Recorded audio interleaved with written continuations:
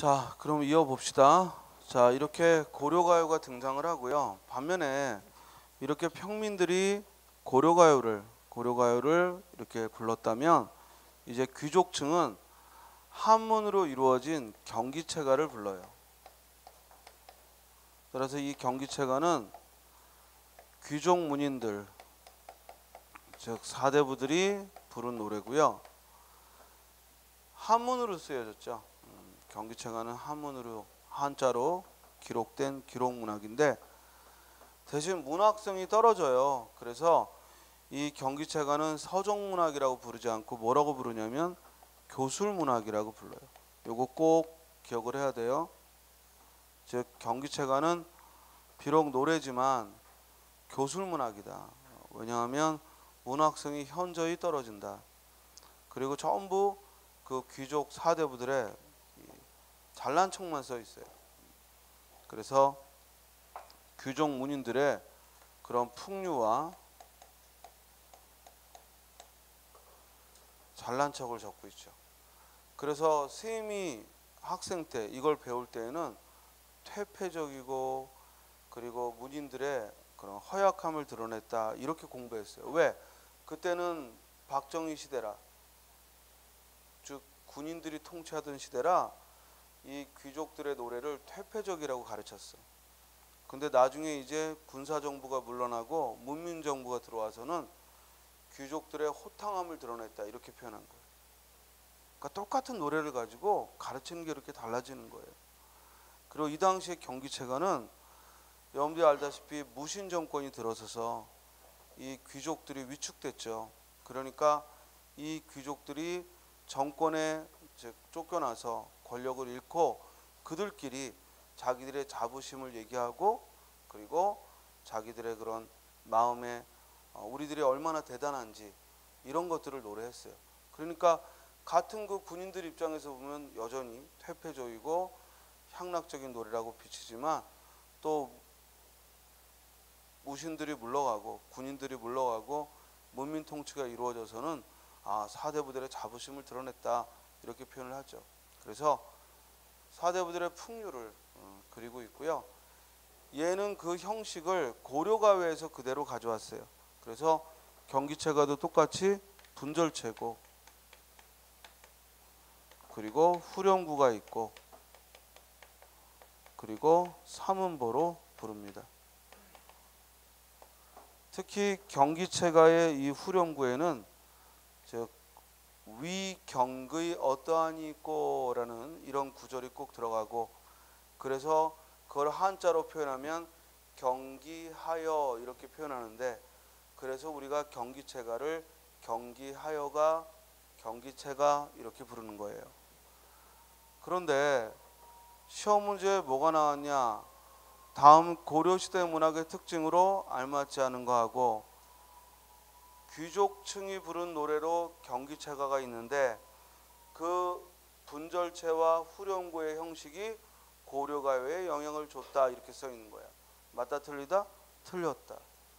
그러니까 원래는 귀족들이 즉 평민층에게 상류층이 하류층에게 영향을 주는 게 대부분의 흐름인데 이 경기체가는 거꾸로 그동안에 즉 평민들이 즐겨 불렀던 고려가요의 형식을 빌려와서 썼다는 점이 이제 좀 다른 점이 되는 겁니다. 원래 항상 문화는 하류층이 상류층을 모방하는 겁니다. 그리고 이제 가끔은 그 역전 현상이 일어나는 게 있죠. 예를 들어 청바지 문화라든지 또는 재즈 문화라든지 이런 건 하류층의 문화였는데 상류층으로 침투한 그런 경우라면 나머지 우리 그 여학생들 그 드레스 같은 그런 막 팔락거리는 이런 옷 이건 사실 비실용적인 옷이잖아요. 모양만 예쁘지. 그런 것들은 이제 상류의 그런 파티복 같은 데서 이제 유행을 해서 온 거고 또 남자들이 입는 그 가디건 우리 가디건이라고 하는 카디건 또 이런 조끼 모양의 그런 것도 멋을 내기 위한 거지 실용성은 없어요. 그런 것들도 역시 상류 문화를 모방해서 이루어진 문화들이죠. 또 지금도 우리 자기 소득 수준에 비해서 아주 비싼 그런 명품 백이나 이런 걸 선호하는 것도 사실은 그런 상류 문화에 대한 모방심이다 이렇게 볼 수가 있습니다. 그런 건 좋다 나쁘다로 평가하는 거 아니에요. 좋다 나쁘가 아니라 그런 흐름이다라는 얘기입니다. 그런데 반면에 이 경기체가는 고려가요의 그런 형식을 빌려와서 지어졌다는 얘기예요. 자, 그래서 고려시대 즉 노래는 평민들이 불렀던 고려가요와 그리고 귀족들이 불렀던 경기체가 이렇게 기억해 볼 수 있고요. 이 경기체가는 현재 전해지는 게 3작품밖에 없어요. 그래서 제목만 알고 있으면 돼요. 이건 작품은 알 필요 없고, 즉 한죽관하고 3개의 작품. 한은 최초의 경기체가인 한림별곡을 말하고, 그리고 죽은 죽계별곡을 말하고, 그리고 관은 관동별곡을 말해요. 그래서 한림별곡, 죽계별곡, 그리고 관동별곡, 이렇게 셋, 한림별곡, 죽계별곡, 관동별곡, 이렇게 3개가 전해집니다. 이건 제목만 기억하시면 됩니다. 그래서 최초의 경기체가는 한림별곡, 또 다음 중 고려시대 때 지어진 경기체가가 아닌 것은, 내기 좋죠? 사지선다라.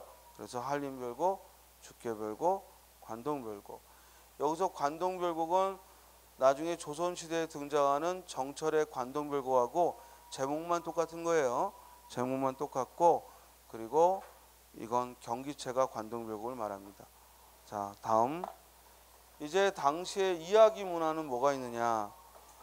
자, 과거부터 전해져 오는 이 설화, 전해져 오는 이야기를 당시에 패관이라는 직업을 가진 사람들이 이 이야기들을 모았어요. 그래서 그 모아가지고 그대로 낸 게 아니라 그 이야기를 모아놓고 그 밑에 몇 가지 자기들 의견을 덧붙였어. 그걸 우리가 패관문학이라고 합니다. 패관문학.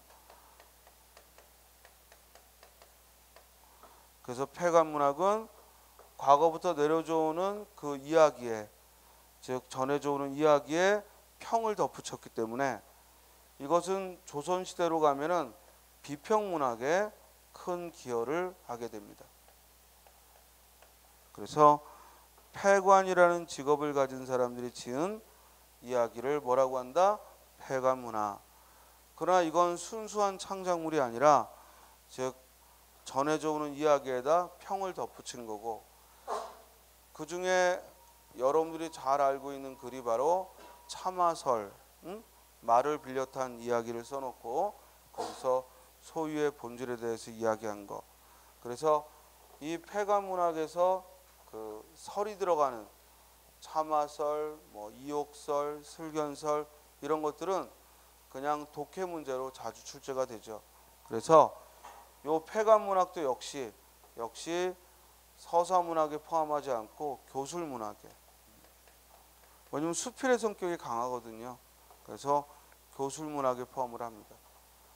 그리고 그 작품으로 슬견설,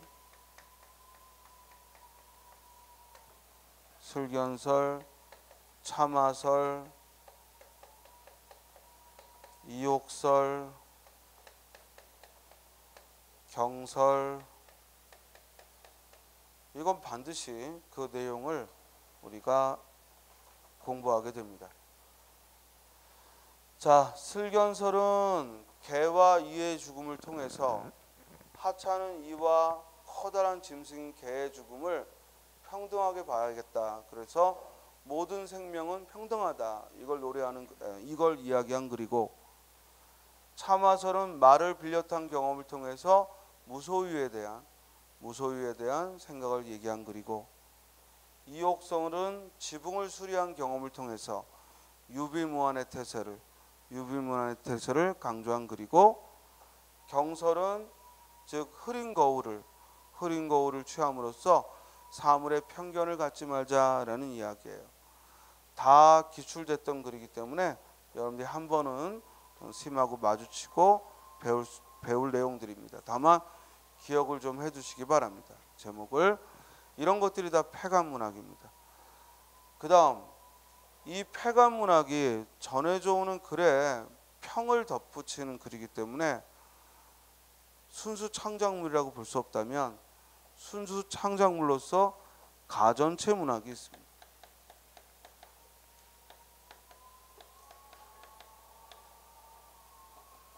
가전체 문학은요, 흔히 가짜 정기문이다 그 제목을 가져와서 가전체다라고 얘기를 하는데요. 사물을 의인화해서 그런 다음에 정기문의 형식으로 쓴 거예요. 그러니까 수를 의인화하고 지팡이를 의인화하고 그 의인화된 대상에 정기문을 적어놨다고. 그래서 그걸 가전체라고 하는데, 얘는 순수 창작물이지만 역시 교훈이 주가 되기 때문에 인간에게 교훈을 주기 위해 주가 되는 내용이라 얘도 역시 서사문학이 아니라 교술문학이라고 부릅니다. 그래서 이걸 알아야 돼. 우리가 고려시대부터 이 한문으로 쓰여진, 진짜 한문으로 쓰여진 시나 한문으로 쓰여진 소설이 아닌 한문으로 쓰여진 모든 문학은 교술문학이라는 이름으로 불리는 거예요. 이해돼요? 이 교술이라는 용어가 나오게 된 계기도, 서양의 학문에서는 교술이라는 용어 안 써요. 오로지 독일과 우리나라만 교술이라는 말을 쓰는데, 그 이유는 바로 이렇게 한문으로 쓰여진 교훈적 내용이 우리에게 있고 독일에는 라틴어로 쓰여진 교훈적 글들이 많이 있기 때문에 그런 걸 서정서사로 구분하지 않고 즉 교술문학이라고 얘기해요. 우리가 새롭게 한글이라는 걸 만들어서 대중적으로 문학을 넓혔듯이 독일도 라틴어에 짓눌려 있다가 독일어로 성경을 만들어서 번역해서 가장 먼저 종교개혁을 시도했던 것이 독일의 루터죠. 그러니까 그처럼 언어를 가지고 대중화에 기여했다는 또 공통점이 있어요. 그래서 가전체 문학 하게 되면 이 가전체는 처음부터 순수 창작물로서 사물을 의인화한 건데, 그 주제는 인간 세계에 교훈을 주고자 했기 때문에 개세증인이라는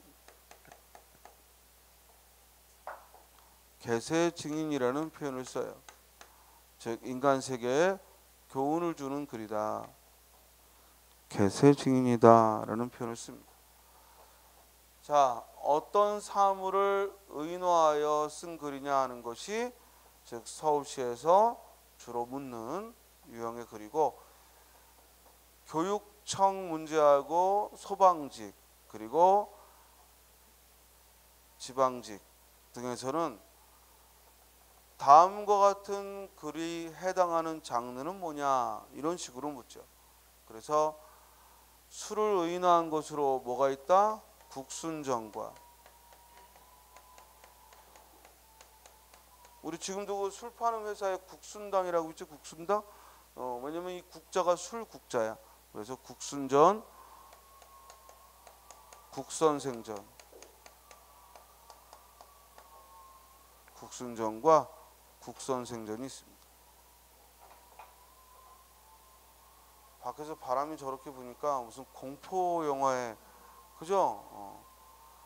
여기서 누가 하나 픽 쓰러지면 막 목에 칼 들어가 있고, 그럼 우리가 벌벌 떨고 갑자기 문이 확 닫히면서, 그죠?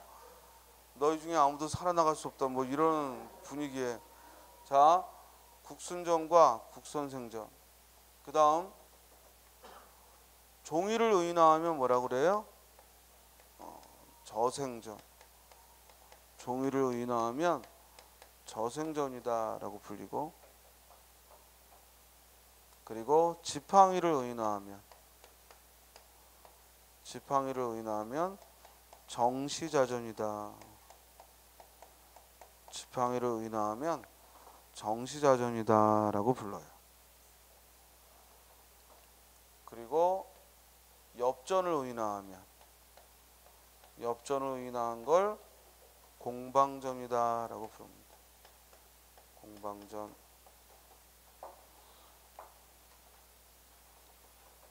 그리고 가장 시험에 많이 나왔던 건 바로 이 거북을 의인화했을 때, 이걸 청강사자 현부전이라고 합니다.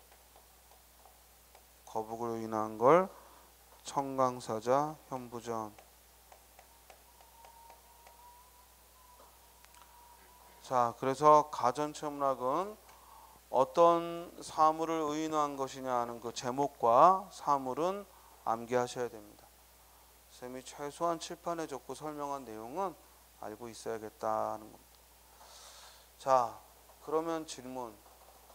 왜 직접적으로 인간에게 교훈이 되는 글을 이런 우리가 알고 있는 수필, 에세이로 쭉 쓰면 될 텐데 왜 일부러 사물을 의인화하는 이런 장치를 썼는가? 그건 바로 무신 정권 때문에 그래요.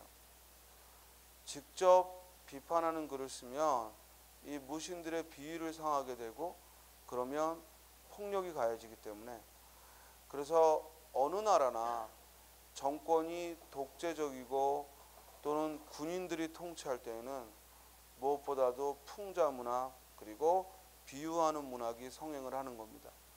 이해됩니까? 그래서 암시를 하려고, 직접적으로 쓰면 탄압이 강해지니까 암시를 하려고 했던 것이고, 그래서 이런 가전체니 폐가문학이니 경기체가니 이런 것들은 무신정권의 소산이다, 이렇게 볼 수가 있습니다. 자, 여기까지. 즉 가전체니 폐가문학이니 경기체가니는 모두 한문으로 글을 짓고 글을 발표하고 그 한문을 아는 귀족들이 향유한 글이죠. 그리고 고려가에는 평민들이 향유한 글이고 저 둘 사이엔 어떤 교류도 없었고, 그런데 고려시대 말에 가면 드디어 이 둘 사이를 맺을 수 있는 즉 작품이 장르가 등장하고, 그게 바로 뭐예요? 시조예요. 그래서 우리가 시조는 워낙 조선시대에 널리 알려졌기 때문에 조선시대에 만들어졌다고 생각하기 쉽지만 평시조가 완성된 건 고려시대입니다. 평시조의 형식 3장 6구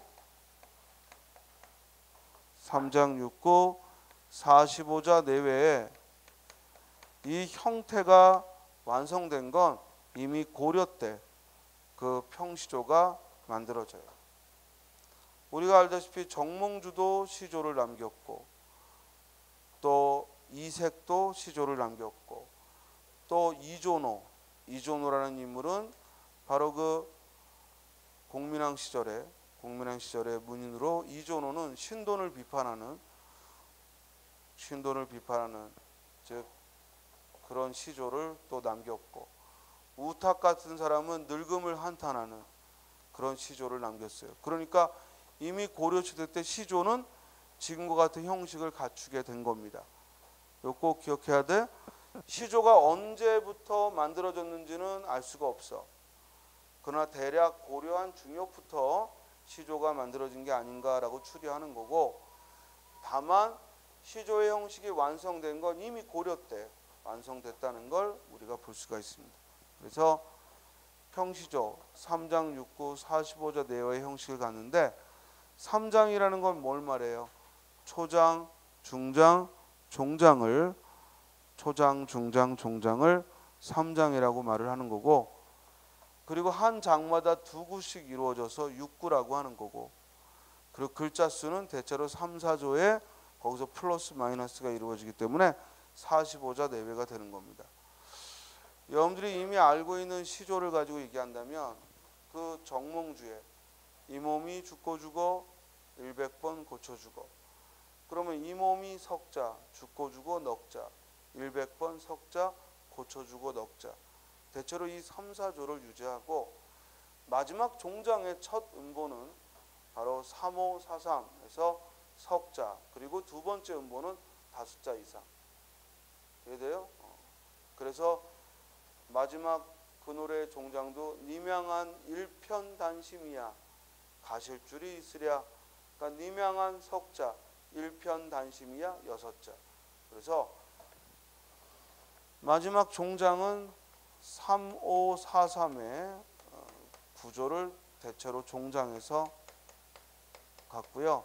꼭 지켜야 하는 건 바로 중장의 첫 음보가 석자라는 거. 그리고 두 번째 음보는 5자 이상이라는 거. 이걸 꼭 지켜야 되는 엄격한 정형시가 바로 평시조입니다. 그리고 이 시조에서 노래를 부를 때 고려시대의 노래가 대체로 3음보의 노래라면 이 시조 문학은 4음보의, 그래서 3, 5, 4, 3, 즉 4마디로 끊어서 읽는 거죠. 이 몸이 죽고 죽어 100번 고쳐주고 청산리 벽계수야 수의감을 자랑 마라. 이해돼요? 이런들 어떠하며 저런들 어떠하려. 그죠? 그래서 4음보의 형식을 가지고 있습니다. 자, 시조는요, 여러분들이 눈에 띄는 것 하나도 빠짐없이 모두 공부해야 됩니다. 시조는 더하고 덜하고 뺄 것도 없고요. 항상 시조는 기본서에 있는 거 모두 읽고 무슨 내용인지 알고 가야 돼요.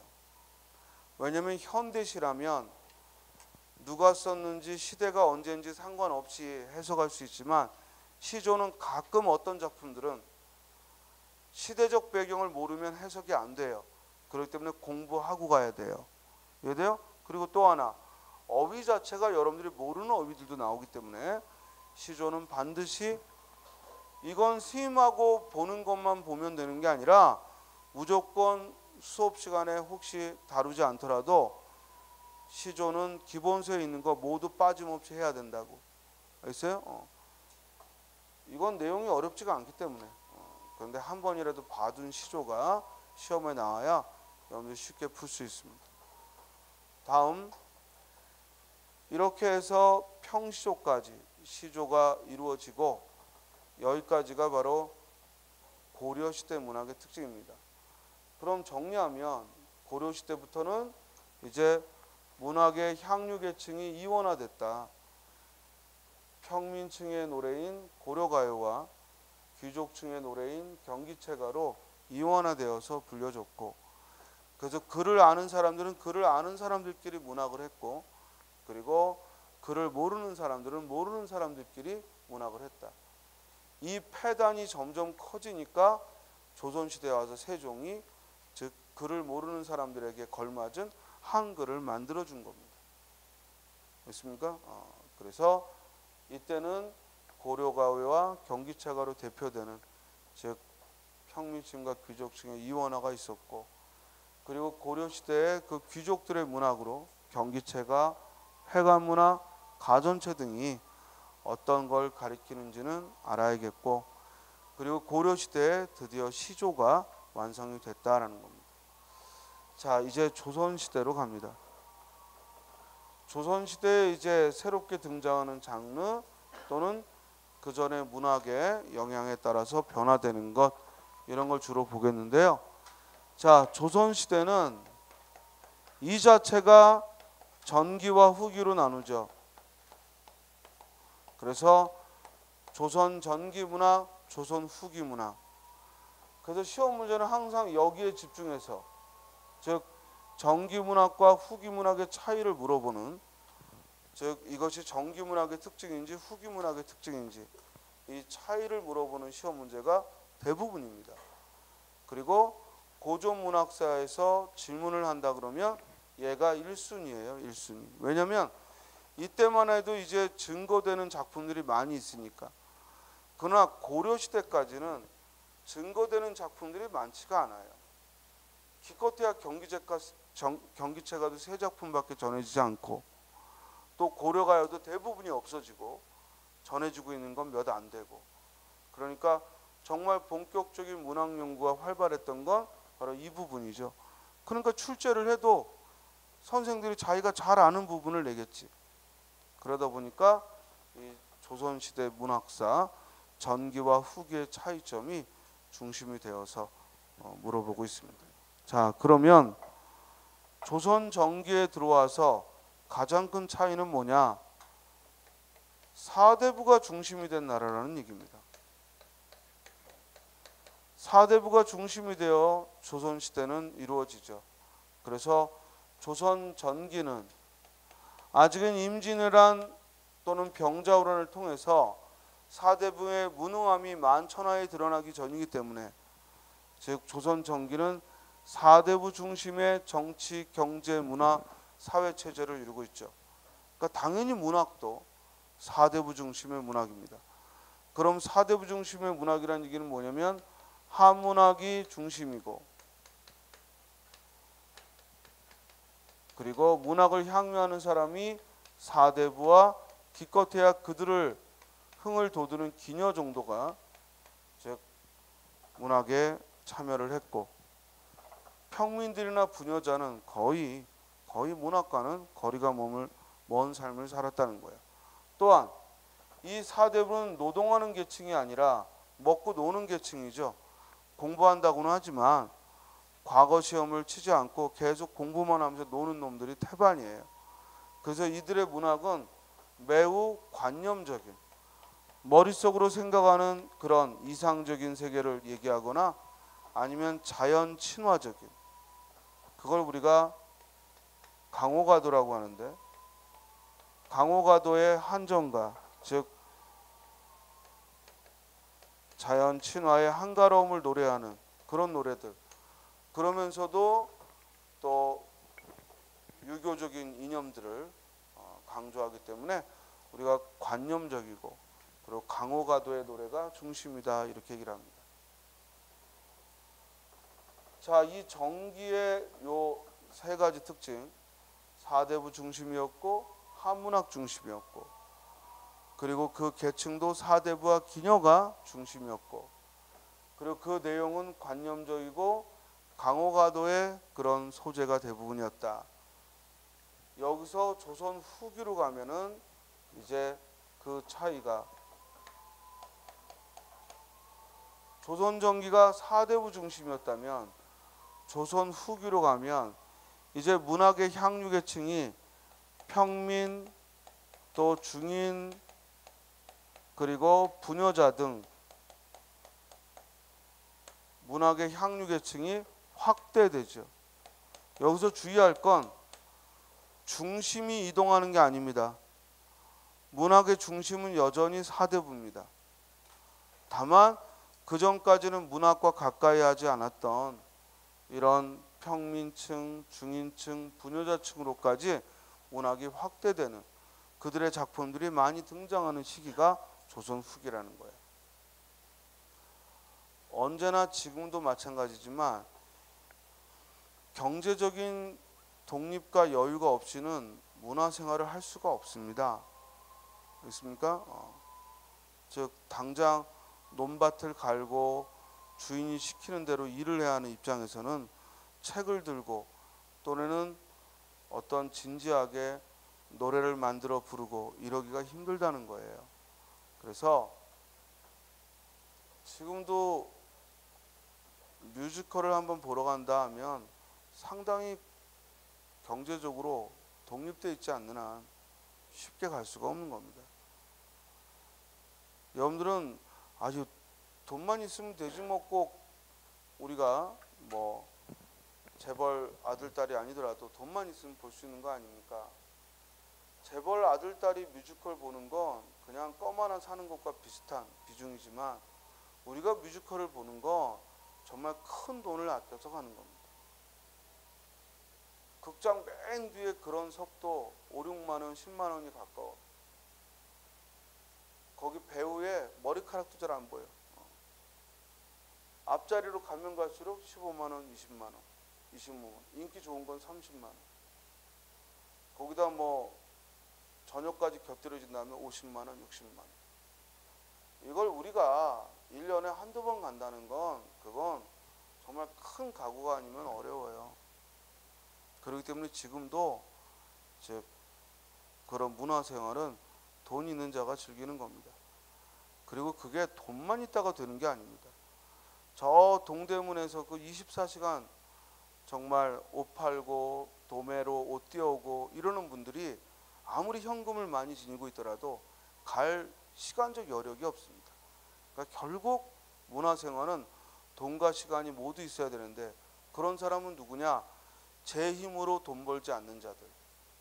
토지를 가지고 있거나 요새로 한다면 뭐야? 건물을 가지고 있거나 아니면 큰 기업을 운영하거나 이러는 사람들이 가능한 거죠. 근데 그때도 마찬가지입니다. 원래 문화는 항상 4대부가 즐기는 것이고 그들이 중심이었는데 이제 조선 후기로 가면 이렇게 확대됐다는 얘기는 두 가지 이유죠. 하나는 뭐야? 이제 돈이 토지에서만 나오는 게 아니라 장사를 하면서도 나오고 그리고 화폐 거래가 점점 퍼지면서 이제 돈을 만지는 기생들, 돈을 만지는 부녀자들, 돈놀이 하면서 돈을 이렇게 만질 수 있는 사람들이 늘어나면서 문학의 향유 계층이 넓어지는 거예요. 그리고 점점 한글이 보급되면서 국문학이 점차 활성화됩니다. 그러나 이때도 주의할 거, 절대로 국문학이 한문학을 압도한 적은 우리 역사에서 한 번도 없습니다. 그렇습니까? 우리가 지금 와서 주로 문학이 한글 중심이지 한 번도 한글 중심이었던 적은 없습니다. 이해돼요? 심지어 1989년도 한겨레가 신문을 한글로 쓰기 전까지는 모든 신문은 한자로 쓰였습니다. 그러니까 당연히 스님 어렸을 때는 뭐야? 한자로 된 신문이었으니까 한자를 모를 수가 없었죠. 그러나 한겨레가 창간되면서 1989년 한겨레가 창간되면서 신문이 한글로 한겨레가 시도를 했고 나중에는 이제 그게 대세를 이루면서 모든 신문이 지금은 한글이죠. 그리고 공무원들이 사용하는 문서 역시 1990년대에 들어와서는 모두 한글로 주민등록증에도 이제는 가로치고 한문이 써있지 한문으로 표기되어 있는 건 사라졌습니다. 그래서 한글이 보편화되고 한글로 모든 문서가 이루어진 건 요즘 들어서고 이 조선시대까지만 해도 한글로 문서가 이루어지지 않았거든요. 그래서 항상 한문학이 중심이었고 다만 국문학의 표기가 점점 활성화됐다 이런 뜻입니다. 이해됐죠? 그 다음 왜 스님이 이걸 강조하냐면 자꾸만 조선 후기에 국문으로 쓰여진 걸 많이 접하게 되고 또 평민들이나 부녀자가 지은 노래들을 많이 읽다 보면 문학의 중심이 4대부가 아닌 평민인가 또는 한문이 아닌 한글이 중심인가 이렇게 오해할 수가 있다고. 중심은 바뀐 게 아니야. 대신 확대되고 활성화된 거지. 그 다음 그러다 보니까 그 내용도 보다 더 현실적이고 실용적인 글들이 많이 쓰여졌죠. 이건 양반들도 마찬가지예요. 전형적인 한문으로만 글을 썼던 박지원도 한문으로만 소설을 쓰고 글을 썼던 박지원도 그 내용은 뭐야? 실용적인 글들입니다. 양반을 비판하고 당시의 경제적인 문제점 이런 것들을 글로 남겼죠. 그래서 이제 관념적이고 강호가도를 즐기던 그래서 현실적이고 실용적인 성격 그리고 더더구나 우리가 양반 평민 문학을 가리지 않고 등장하는 건 바로 양반 사회에 대한 비판이죠. 양반 사회의 비판이 활성화되는 시기가 바로 이 조선 후기입니다. 왜? 임진왜란 병자호란 겪으면서 봤거든요. 임금이 제일 먼저 도망치는 걸. 그리고 그 화려했던 장수들과 문인들이 적이 오니까 중국에서 도와줄 때만 기다리면서 무릎 꿇는 것을. 그리고 우리들이 칼을 들고 덤비기까지는 어떤 양반들도 먼저 나서지 않았다는 것. 그러니까 이제 백성들이 겉으로 말은 못해도 뭐예요? 양반 사회 자체를 무시하는 겁니다. 그리고 조선 후기에 가서 그런 양대 전란을 겪으면서 국고에 돈이 비니까 양반이라는 직첩을 팔기 시작했죠. 돈으로 관직을 팔고 그 요즘으로 얘기하면 뭐 구급 공무원은 얼마, 활급은 얼마 이러면서 돈으로 양반이나 관직을 사고 파는 게 횡행하고, 그러다 보니까 양반세에 대한 비판이 조선 후기에 두드러지게 등장하게 되는 겁니다. 이해했어요? 자, 그러면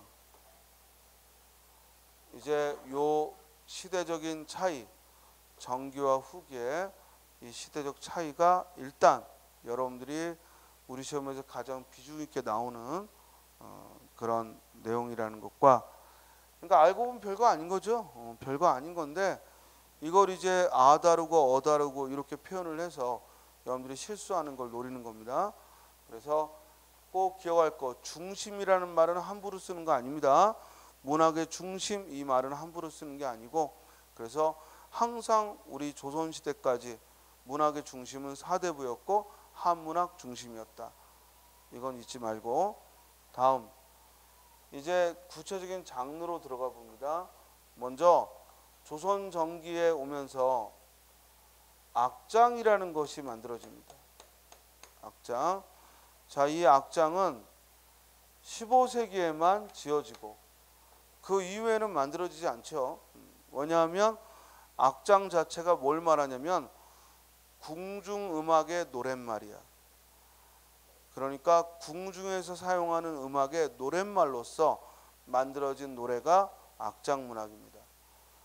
그러니까 이건 특권층만, 아주 임금과 그 주변의 권력의 실세들만 즐겼기 때문에 특권층의 노래고, 그리고 목적성이 너무 강해요. 바로 조선왕조를 예찬하고 조선 창업의 정당성을 드러내고, 이게 가장 두드러진, 그래서 목적성이 너무 강하기 때문에 문학성이 현저하게 낮아요. 그래서 오래가지 못하고 15세기 때만 만들어지고 더 지어지지 않습니다. 그래서 이 악장문학도 교술문학이라고 이야기를 하는 거예요. 교술문학. 이 악장문학에서 가장 대표적인 게 바로 용비어천가죠. 용비어천가.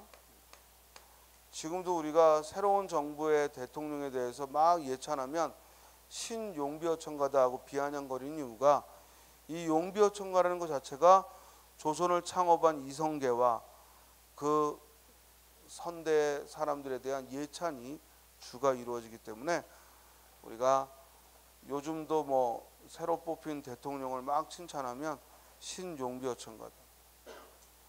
전두환이 즉 권력을 잡고 등장했을 때 단군 이래 최고의 미소를 보았다 하면서 전두환을 예찬했던 게 또 우리 과거의 신문들이에요.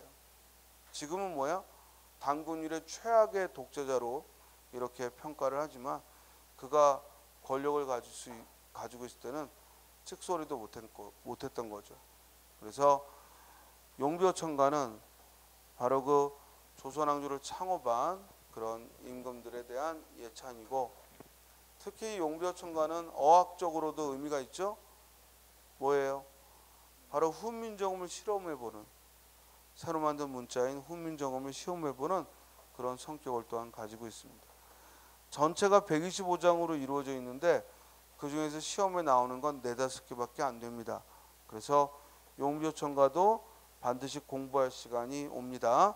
그래서 용비어천가 반드시 공부해야 될 내용이고요.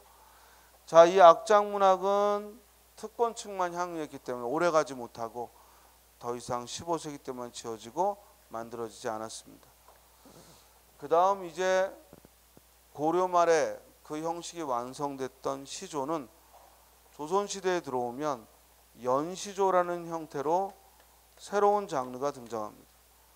자, 이 연시조는 뭘 말하냐면 이제 시조도 1절, 2절, 그러니까 1년, 2년 이렇게 여러 수로 작품을 쓰게 돼요. 그러니까 이 이전까지 고려 때까지는 전부 단시조야. 단시조. 한 수밖에 없다고. 그런데 조선시대에 들어오면서 이제 맹사성의 강호사시가가 최초의 즉 연시조로 등장하면서 이제 2수 이상의 노래들이 지어집니다. 연시조의 특징은 뭐냐면 이때부터 비로소 시조가 제목을 가져요. 제목을. 이때부터 제목이 붙습니다. 그러니까 그 전까지는 뭐야? 제목이 없어. 시조는 그냥 이방원의 일원들을 어떠하리라고 부르고 정몽주의 이 몸이 죽고 이러는 거야. 그러면 이방원의 하여가 정몽주의 단심과 우탁의 탈로가 이런 건 뭐냐면 그 내용을 별칭해서 부른 거지 제목이 아니라고요. 뭔 소리인지 알겠어요? 500년 도읍지를 필마로 돌아드니 하는 이런 왕병에는 시조는 제목이 아니라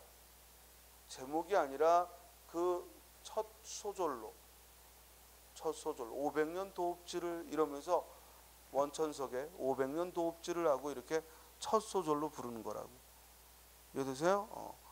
제목이 등장한 건 언제부터라고요? 연시조부터.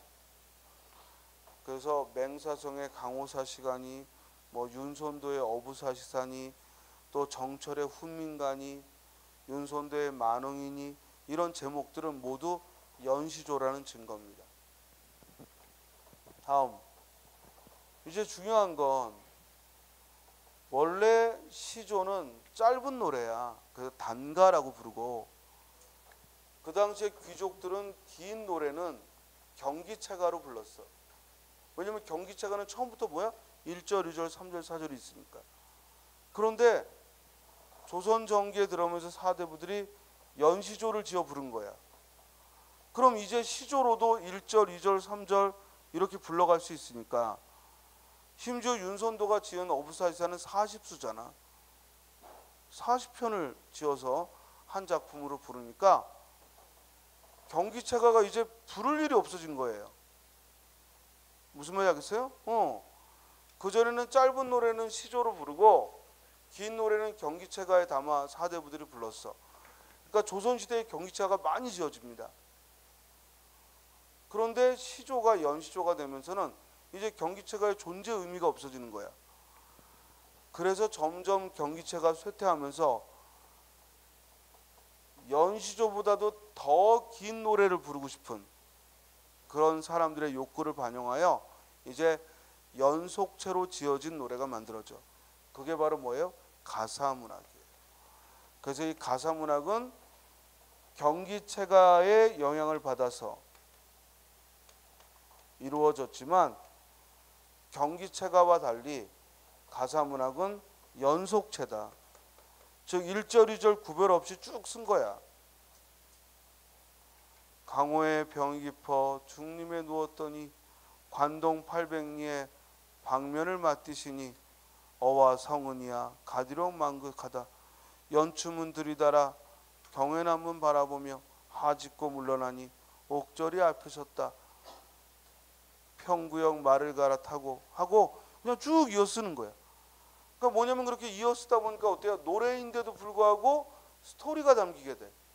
그래서 이 가사문학은 운문성과 뭐를 가지고 있다? 산문성을 함께 가지고 있다. 그러므로 이 가사문학도 서정문학이라고 부르지 않고 뭐라고 부른다? 교술문학이라고 부르는 거야. 교술문학이라고 부르게 되는 겁니다. 그래서 최초의 가사문학이 바로 정극인의 상춘곡이죠. 정극인의 상춘곡이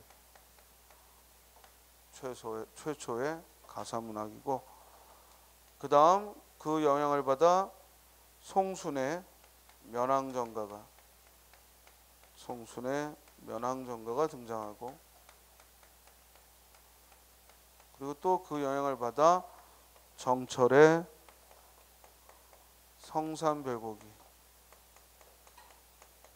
지어집니다.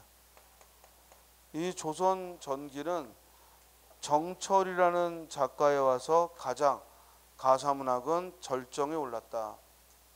우리가 정철을 조선 전기 가사문학의 1인자로 꼽는 겁니다. 그래서 정철의 작품 가장 유명한 게 바로 관동별곡, 그리고 사미인곡,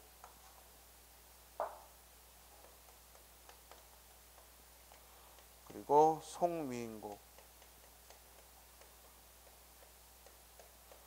자, 여러분들은 이제 앞으로 기출문제를 검토하는 그런 시간들을 통해 최소한 상춘곡의 서사 부분, 면왕정가의 서사 부분, 그리고 관동별곡의 내용, 그리고 사미인곡과 송미인곡을 반드시 스님하고 한 번은 해석하는 시간을 가질 겁니다. 이것들은 꼭 공부하고 가야 되는 즉 5작품, 상춘곡, 면왕정가, 관동별곡, 사미인곡, 송미인곡은 그동안 한 5, 6년 기출문제에서 한 번씩은 반드시 7급, 9급에서 나왔던 것이기 때문에 우리가 같이 공부할 시간이 있을 겁니다. 자, 그런데 이 가사문학은 경기체가의 영향을 받아 이루어진 만큼 철저하게 조선 전기는 양반들의 문학인 겁니다. 사대부의 문학인 거죠. 이해돼요? 이것이 이제 조선 후기로 가면서 이제 평민가사, 내방가사 해가지고 부녀자들도 가사문학을 지었습니다만 조선 전기만 하더라도 즉 양반층만 가사문학을 지었죠. 자, 이 가사문학의 형식은 시조를 빌려와서 얘도 사음보입니다. 경기체가는 삼음보지만 이 가사문학은 당대의 시조와 함께 사음보의 노래입니다. 다만 시조는 1절, 2절 끊어져 있지만 이 가사문학은 연속체로 쓰여졌다는 것만 다르고 사음보의 노래인 겁니다. 자, 이제 운문문학에서는 이렇게 교술문학인 악장과 가사문학이 조선시대에 새로 등장한 장르고, 그리고 시조는 조선시대, 고려시대 때 이미 완성됐지만 조선시대에 와서 더욱 발전되어서 연시조가 등장했다 이 얘기고요. 자, 이제 사문문학 쪽을 보면 당연히 이제 고려시대까지 있었던 여러 설화들, 또 폐관문학, 가전체 이런 게 조선 전기에 와서도 계속 만들어집니다. 그러면서 야담집이라는 게 등장해요. 여공패설 같은 야담집이 등장하는데 이게 뭐냐면 옛날 이야기 모음책이에요. 이해돼요? 그래서 이런 설화집으로서 여러 야담들이 만들어지고, 그러다가 드디어 우리나라에서도 소설이라는 장르가 등장을 합니다. 당연히 중국 문학의 영향을 받았죠. 우리가 이걸 알아야 돼. 한문학 혹은 중국 문학은 지금의 저 차이나를 말하는 게 아닙니다. 그때의 중국 문학, 한문학은 우리 아시아의 공동의 문학인 겁니다. 공동의 문자고. 무슨 말인지 알겠어요? 서양이 라틴어와 라틴 문학이 공동의 문학이고 그리스 로마의 그런 이야기들이 공동의 자산이듯이, 이해돼? 그리스 로마의 설화들을 그냥 그리스 이야기, 로마의 이야기로 알아요? 그렇게 안 합니다. 서양인들 모두가 함께 그걸 공유하고 즐기는 거야. 이해돼요? 우리도 마찬가지. 우리도 중국 문학 하면서 자꾸만 고전 문학도 이건 중국 문학이야 하고 얘기하고 이건 우리나라 사람이 지었으니까 우리 문학이야 이렇게 얘기하는 건 아주 편협한 겁니다. 동아시아의 문학이죠. 그 당시에 중국 문학은 곧 지금의 차이나가 아니라 즉 동아시아의 문학이야. 그래서 그런 것들의 영향을 받은 건 절대 부끄러운 게 아니죠. 그건 당연한 거죠. 이해돼요? 서양인들이 그리스 로마 신화에 즉 영향을 받아 소설을 쓰고 시를 쓴 걸 부끄러워하나요? 천만에요. 전통적이라고 칭찬하죠. 그리고 그 형식을 잘 따라서 쓴 걸 보존주의 시대라고 해요. 걔네들은. 이해돼요? 그러다가 이제 그 형태를 파괴하고 자국의 언어로 쓰는 걸 강조하는 걸 낭만주의 문학이라고 하는 거예요. 근데 우리는 이상하게 콤플렉스가 심해서인지 남을 따라한 걸 부끄러워해요. 근데 남을 따라하지 않으면 배울 것도 없는 거예요. 그래서 학생들도 보면은 중고등학교 때 이렇게 보면은 이제 좀 뭘 아는 놈이 건방지게 나는 나의 세계관이 있고 가치관이 있고 선생이 하라는 것보다는 비판하고 나는 내 소신대로 하겠다. 이건 인생에서 더 많은 걸 배울 수 있는 걸 버리는 거예요. 항상 앞선 사람들은 나보다 한 걸음 더 똑똑한 거예요. 왜? 먼저 살았으니까. 그럼 그 사람들에게서 좋은 점은 따라하면서 일단 익혀두면 그게 나의 기본 베이스가 되는 거예요. 그러면 또 발전하고 또 발전하고. 무슨 말인지 알겠어요? 우리가 아무리 날고 긴다고 문명이 발달해도 항상 철학을 하면 아리스토텔레스로 먼저 돌아가요. 왜? 이미 아리스토텔레스가 다 써놨어. 그래서 서양의 어떤 학자는 그런 말을 했죠. 현대의 모든 학문은 아리스토텔레스에 대한 주석이다. 새로울 게 없다는 얘기입니다. 문학, 경제, 건축, 심지어 음악까지. 지금부터 1000년 전의 사람인 아리스토텔레스가 써놓은 거 거기서 한 걸음도 못 벗어난다는 거예요. 동양은 뭐냐? 역시 공자와 맹자가 얘기한 데서 공자, 맹자, 장자, 순자, 춘추 전국시대에 이런 사람들이 써놓은 글에서 한 발짝도 더 발전한 게 없다는 얘기입니다. 단지 기계 문명만 발전했지 정신적 측면은 거기서 한 걸음도 못 나가요. 그래서 이 당시에 우리가 중국의 영향을 받아 이루어졌다는 걸 부끄럽게 여기서는 안 되고 그건 그냥 주고받는 거죠. 누구한테 영향받았다는 걸 부끄러워하는 거 일본 놈하고 우리하고 두 민족이래. 일본 놈들도 전부 베껴놓고 어때요? 그걸 부끄러워서 자기네들이 베낀 게 아니라고. 우리가 도자기 기술을 넘겨주고 우리가 또 문학에 대한 많은 걸 넘겨줬어요. 역사적으로. 당연히 그러지 않겠어요? 중국에서 흘러오면 우리나라 거쳐서 일본으로 가지 뭐 일본에 거쳐서 다시 우리나라로 오겠어? 근데 일본 놈들이 계속 아니다. 우리는 뭐 독자적인 뭐 문학을 만든 거다. 이런 헛소리를 삑삑 하니까 결국 욕을 먹는 거야. 다른 나라한테. 근데 어찌됐든 안타까운 건 서양 문화가 들어오면서는 일본 놈들이 역으로 우리한테 문화를 전했죠. 무슨 말이겠어요? 그 이전까지는 중국 문화를 우리가 일본에게 보냈는데 서구 문화가 오면서는 일본이 먼저 나와 있잖아. 태평양에. 그러니까 그들로부터 우리가 문화를 들여왔고 그러니까 일본이 항상 뭐보다 우리보다 앞서 있는 이유는 우리보다 똑똑한 게 아니라 먼저 베낀 거죠. 그래서 걔네들은 노벨 경제학도 받고 노벨 물리학상도 받고 심지어 노벨 문학상도 노벨 문학상 5명을 냈어요. 우리는 아직 한 명도 내지 못했고 그거는 우리가 쟤네보다 열등한 게 아니라 우리는 베끼는 걸 부끄러워하는 문화 속에서 어릴 때부터 창의성을 강조해. 그런 개 같은 교육이 어디 있어요? 아직 아무것도 모르는 놈이 뭘 심지어는 유치원 때부터 창의력 발달, 창의성 그러면서 기본적인 교육마저도 베끼는 훈련을 안 해요. 그러니까 아무것도 나아지는 게 없는 거예요. 그래서 항상 공부는 모방이에요. 따라하는 겁니다. 왜요? 특히 공무원 시험은 그냥 스님들이 하라는 대로만 하면 합격해요. 자기 식으로 뭔가를 하겠다고 덤비면서 결국에는 실패하는 거야. 그냥 가르치는 대로만 하면 돼.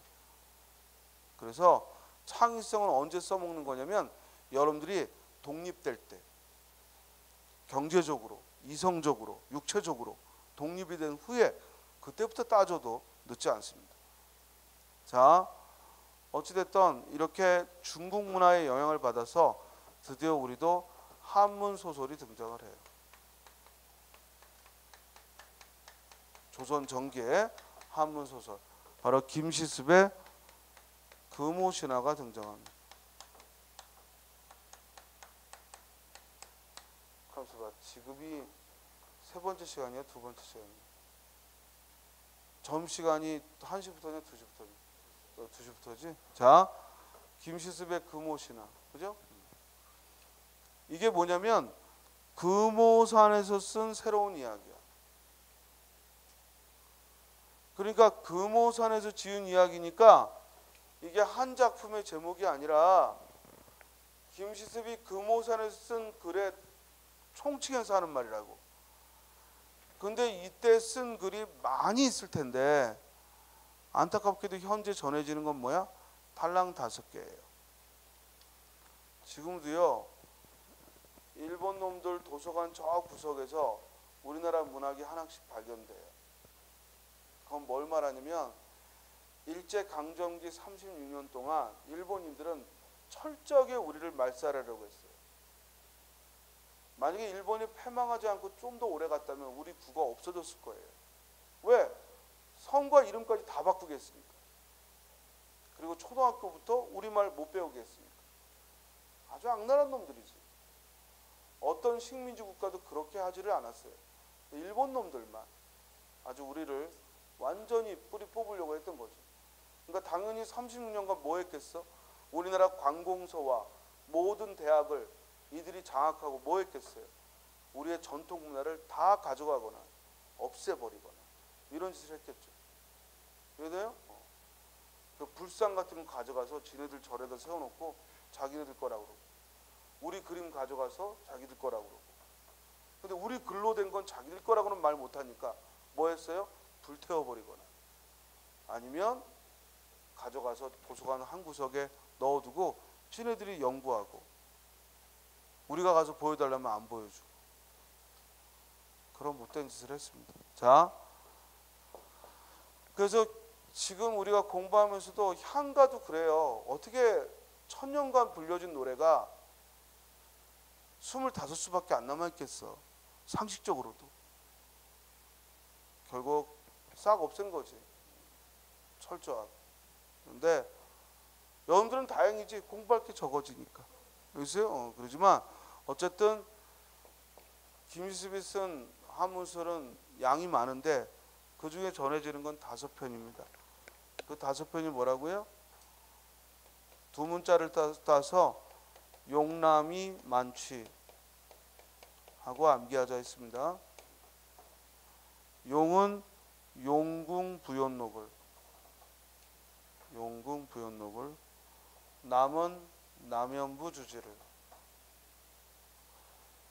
이는 이생규장전을, 만은 만복사 저포기를, 그리고 취는 취유부벽정기를. 그래서 용남이 만취하고 두 문자를 따서 요건 제목과 스토리 정도는 알고 있어야 됩니다. 기본서에 들어있습니다. 그래서 제목과 스토리 정도는 용남이 만취하고 기억하셔야 돼요. 자, 그래서 조선 전기는 이렇게 소설에서는 야담집이 많이 만들어지고 그리고 이제 한문 소설이 드디어 등장을 하는데 김시습의 금오신화가 가장 최초의 한문 소설로서 등장을 합니다. 그리고 비평서가 많이 만들어집니다. 비평서가 뭐의 영향을 받아서? 폐가문학의 영향을 받아서. 그래서 조선 전기에 와서는 문집들이, 여러 사대부들이 문집들을 막 다투어서 냅니다. 그래서 여러 인생에 대한 에세이들, 이런 비평서들이 활발하게 만들어지는 것이 조선 전기의 특징입니다. 자, 잠깐 쉬었다가 이제 나머지 마무리하죠.